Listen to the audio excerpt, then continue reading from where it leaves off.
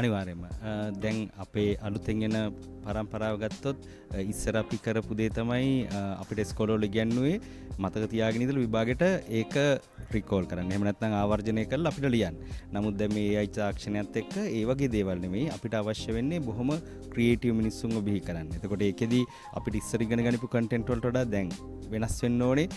කොහොමද සර්ච් කරන්නේ? කොහොමද ප්‍රොම්ප්ට් ඉන්ජිනියර් කෙනෙක් වෙන්නේ? කොහොමද ප්‍රොම්ප්ට් එකක් සාර්ථකව ලියාගන්නේ? එතකොට අන්න ඒ වගේ දේවල් එක්ක අපේ මේ මුළු ඉගෙන ගන්න සිස්ටම් එකම වෙනස් වෙන්න ඕනේ. ඒ වගේම අපි අලුතෙන් දෙයක් ආවොතින් එහෙම අද ඉගෙනගත්තු දේ අපිට සමහරවිට තව මාසෙකින් වැලිඩ් නැහැ. අලුත් දේවල් තව එනවා.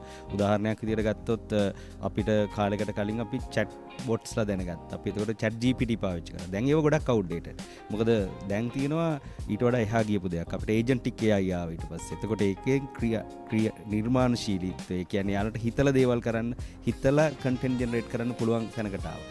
දැන් තියෙන agentic AI කියලා. ඒකට agentic AI bot කෙනෙක් ගත්තාම යාට වැඩ කරන්නත් පුළුවන්. අපි හිතමු අපේ කැලෙන්ඩරේ බුක් කරන්න අපිට agentic AI bot කෙනෙක් ලියා ගන්න පුළුවන්. ඒ වගේම යාට පුළුවන් කෝල් ගන්න. එයාත් human digital human කෙනෙක් වගේ. එතකොට එයාටත් email address එකක් තියෙනවා. එයාට voice support තියෙනවා. එයාටත් WhatsApp තියෙනවා. එතකොට අපි දැන් මේ කතා කරන්නේ සමහරවිට අපේ ඉස්සරහ ඔෆිස් වල ඉඳී අපේ org chart එකට අමතරව digital agents අත් ඉඳී අපේ org chart එකේ. ඒ වගේ කාලේ ගොඩක් වෙනස් වෙනවා.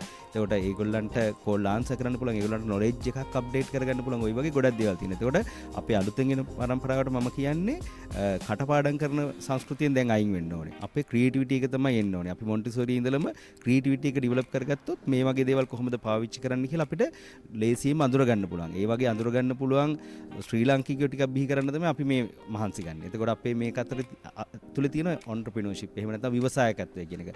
එතකොට මේක ඉගෙනගෙන ඉස්සර අපි හිතුවේ හොඳ ජොබ් එකක් කරන්න ඉංජිනේර කෙනෙක් වෙන්න තමයි අපි හැමෝම බැලුවේ. හැබැයි දැන් ෆ්‍රීලාන්සින් තියෙනවා. ලෝකෙට ගෙනියන්න පුළුවන් ලංකාවේ තියෙන හොඳ බ්‍රෑන්ඩ්ස්.